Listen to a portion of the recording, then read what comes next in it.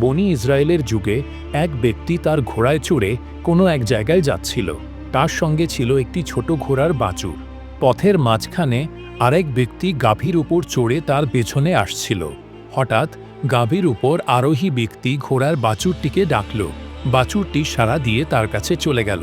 ঘোড়ার উপর আরোহী যখন তার ঘোড়ার বাছুরটিকে ফিরিয়ে নিতে চাইল, তখন গাভীর উপর আরোহী বাধা দিল এবং দাবি করল, এটা আমার গাভীর বাছুর।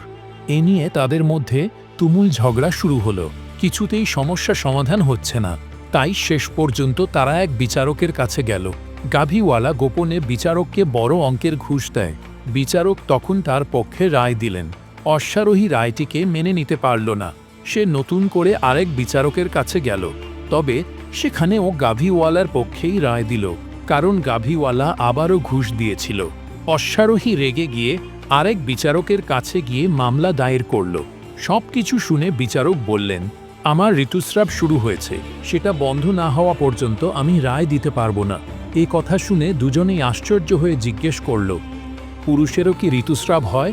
বিচারক হেসে উত্তর দিলেন, যদি গাভী ঘোড়ার বাছুর জন্ম দিতে পারে, তাহলে পুরুষের ঋতুস্রাব হওয়া অসম্ভব কেন? আজকে এই পর্যন্তই। ভিডিওটি ভালো লাগলে লাইক দিন এবং আপনার মতামত কমেন্টে জানান।